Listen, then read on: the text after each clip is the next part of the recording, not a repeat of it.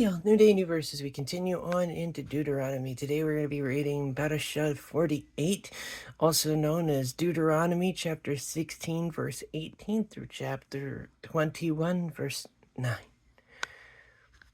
You are to appoint judges and officers for all your gates in the cities Yahweh your God is giving you, tribe by tribe, and they are to judge the people with righteous judgment. You are not to distort justice or show favoritism, and you are not to accept a bribe. For a gift blinds the eyes of the wise and twists the words of even the upright. Only justice you must pursue, so that you will live and inherit the land Yahweh your God is giving you. You are not to plant any sort of tree as a sacred pole beside the altar of Adonai your God, that you will make for yourselves. Likewise, do not set up a standing stone. Yahweh your God hates such things. You are not to sacrifice to Yahweh your God a cow or sheep that has defect or anything wrong with it. That would be an abomination to Yahweh your God. If there is found among you within any of your gates in any city that Yahweh gives you, a man or woman, who does what Yahweh your God sees as wicked, transgressing his covenant by going and serving other gods and worshiping them, the sun, the moon, or anything in the sky, something I have forbidden, and it is told to you, or you hear about it, then you are to investigate the matter diligently. If it is true, if it is confirmed that such detestable things are being done in Israel, then you are to bring the man or woman who has done this wicked thing to your city gates and stone that man or woman to death. The death sentence is to be carried out only if there was testimony from 2 or 3 witnesses. He may not be sentenced to death on the testimony of only one witness. The witnesses are to be the first to stone him to death afterwards. All the people are to stone him. Thus you will put an end to the wickedness among you. If a case comes before you at your city gate, which is too difficult for you to judge, concerning bloodshed, civil suit, personal injury, or any other controversial issue, you are to get up, go to the place which Yahweh your God will choose, and appear before the Kohanim, who are the Levium, and the judge in office at that time. Seek their opinion, and they will render a verdict for you. You will then act according to what they have told you there in that place which Yahweh will choose. You are to take care to act according to all their instructions. In accordance with the Torah they teach you, you are to carry out the judgments they render, not turning aside to the right or the left for the verdict they declare to you. From verse 12. Anyone presumptuous enough not to pay attention to the Kohen, appointed there to serve Yahweh your God, or to judge, that person must die. Thus you will exterminate such wickedness from Israel. All the people will hear about it and be afraid to continue acting presumptuously. When you have entered the land Yahweh your God is giving you, have taken possession of it and are living there, you may say, I want to have a king over me, like all the other nations around me. In that event, you must appoint as king the one whom Yahweh your God will choose. He must be one of your kinsmen, this king you appoint over you. You are forbidden to appoint a foreigner over you who is not your kinsman. However, he is not to acquire many horses for himself or have the people return to Egypt to obtain more horses, inasmuch as Yahweh told you never again to go back that way. Likewise, he is not to acquire many wives for himself, so that his heart will not turn away, and he is not to acquire excessive quantities of silver and gold. When he has come to occupy the throne of his kingdom, he is to write a copy of this Torah for himself in a scroll from the one the Kohen and Levim use. It is to remain with him, and he is to read in it every day, as long as he lives, so that he will learn to fear Yahweh his God and keep all the words of this Torah, these laws, and obey them, so that he will not think he is better than his kinsmen, so that he will not turn aside either to the right or to the left from the mitzvah. In this way he will prolong his own reign and that of his children in Israel. The Kohanim, who are Levian, and indeed the whole tribe of Levi, is not to have a share or an inheritance with Israel. Instead, their support will come from the food offered by fire to Yahweh and from whatever else becomes his. They will have no inheritance within their borders because Yahweh is their inheritance, as he has said to them. The Kohanim will have the right to receive from the people, from those offering a sacrifice, whether ox or sheep, the shoulder, the jowls, and the stomach. You will also give him the first fruits of your grain, new wine and olive oil, and the first of the fleece of your sheep. For Yahweh your God has chosen him from all your tribes to stand and serve in the name of Yahweh, him and his sons forever. If a Levi from one of your towns anywhere in Israel where he is living comes highly motivated to the place which Yahweh will choose, and he will serve there in the name of Yahweh his God, just like his kinsmen, the Levium, who stand and serve in the presence of God. Such a Levi will receive the same share as they do, in addition to what he may receive from selling his inherited ancestral property. When you enter the land Yahweh your God is giving you, you are not to not to follow the abominable practices of those nations. There must not be found among you anyone who makes his son or daughter pass through fire, a diviner, a soothsayer, an enchanter, a sorcerer, a spellcaster, a consulter of ghosts or spirits, or a necromancer. For whoever does these things is detestable to Yahweh, and because of these abominations Yahweh your God is driving them out ahead of you. You must be wholehearted with Yahweh your God, for these nations which you are about to dispossess listen to soothsayers and diviners. But you, Yahweh your God, does not allow you to do this. Yahweh will raise up for you a prophet like me from among yourselves, from your own kinsmen. You are to pay attention to him, just as when you were assembled at Horeb, and requested Yahweh your God, don't let me hear the voice of Yahweh my God anymore, or let me see this great fire ever again. If I do, I will die. On that occasion, Yahweh said to me, they are right in what they are saying. I will raise up for them a prophet like you from among their kinsmen. I will put my words in his mouth, and he will tell them everything I order him. Whoever doesn't listen to my words, which he will speak in my name, will have to account for himself to me. But if a prophet presumptuously speaks a word in my name, which I didn't order him to say, or if he speaks in the name of other gods, then that prophet must die. You may be wondering, how are we to know if a word has not been spoken by Adonai? When a prophet speaks in the name of God and the prediction does not come true, that is, the word is not fulfilled, then Yahweh did not speak that word. The prophet who said it spoke presumptuously. You have nothing to fear from him. When Yahweh your God cuts off the nations whose land Yahweh your God is giving you, and you take their place and settle in their cities and houses, you are set aside 3 cities or yourself in the land that Yahweh your God is giving you to possess.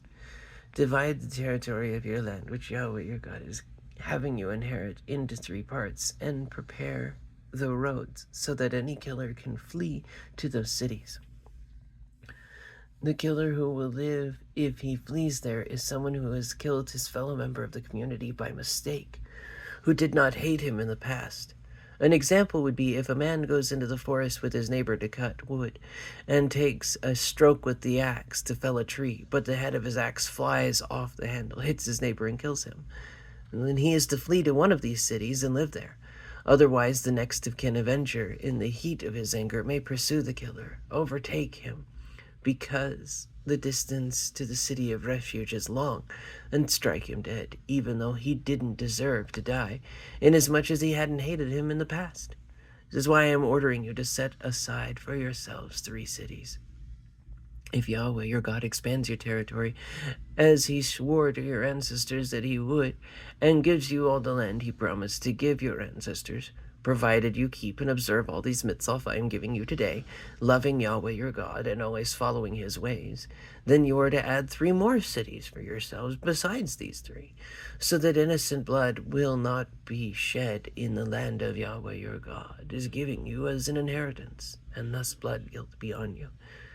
However, if someone hates his fellow member of the community, lies in wait for him, attacks him, strikes him a death blow, and then flees into one of these cities, then the leaders of his own town are to send and bring him back from there, and hand him over to the next of kin avenger to be put to death. You are not to pity him. Rather, you must put an end to the shedding of innocent blood in Israel. Then things will go well for you.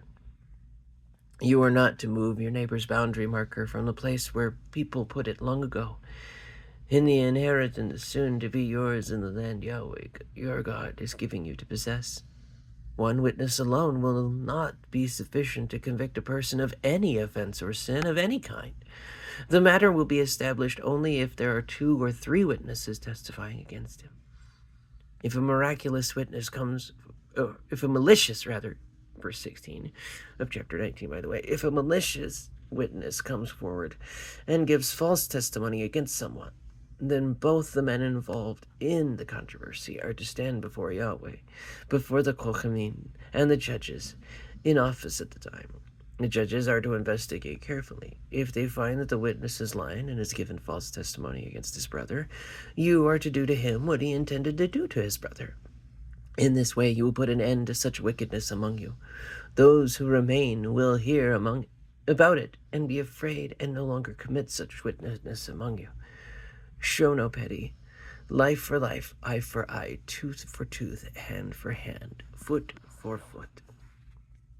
When you go out to fight your enemies and see horses, chariots, and a force larger than yours, you are not to be afraid of them, because Yahweh your God, who brought you up from the land of Egypt, is with you. When you are about to go into battle, the Kohen is to come forward and address the people. He should tell them, "Listen, Israel, you are about to do battle against your enemy. Don't be faint-hearted or afraid. Don't be alarmed or frightened by them, because Yahweh your God is going with you to fight on your behalf against your enemies and give you victory." And then the officials will speak to the soldiers.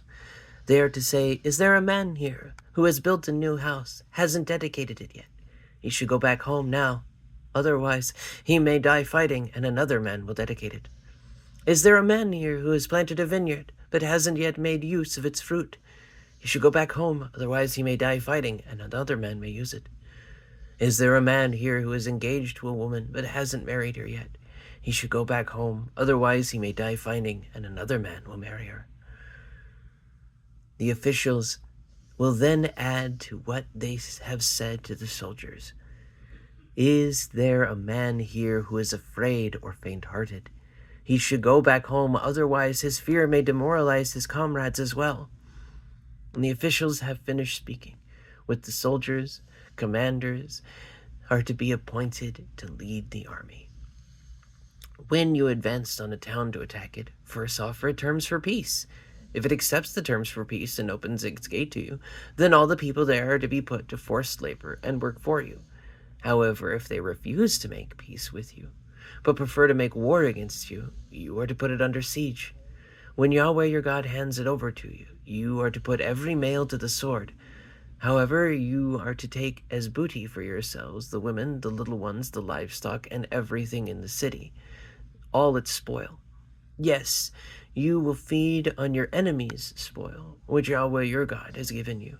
This is what you are to do to all the towns, which are at a great distance from you, which are not the towns of these nations.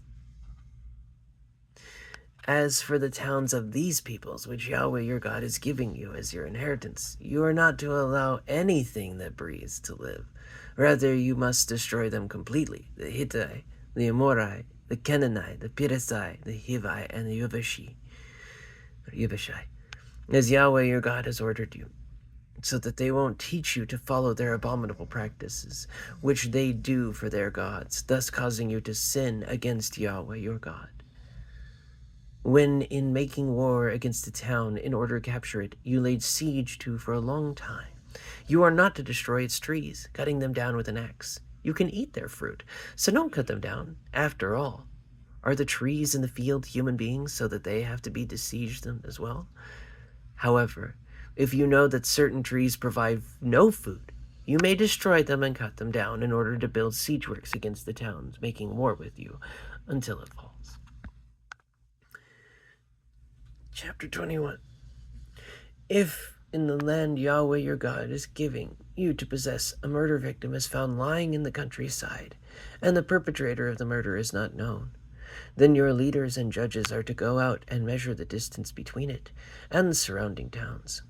After it has been determined which town is the closest, the leaders of that town are to take a young female cow that has never been put to work, or a yoke, for use as a draft animal.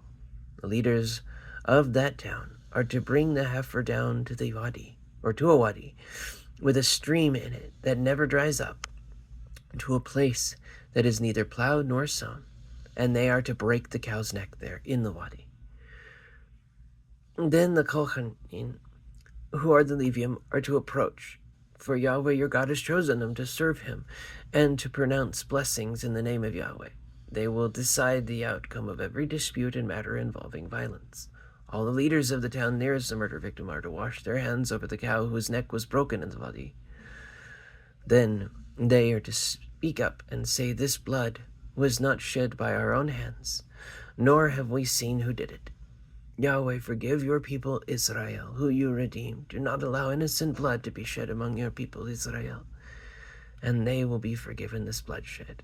Thus you will banish the shedding of innocent blood from among you by doing what Yahweh sees as right." I look forward to dissecting the butterflies and where God willing as we go through these chapters the next few weeks together, digging into the parallels, the imagery, and everything God has for us. May his favor be upon you. Know that you're loved. God willing, we'll see you then.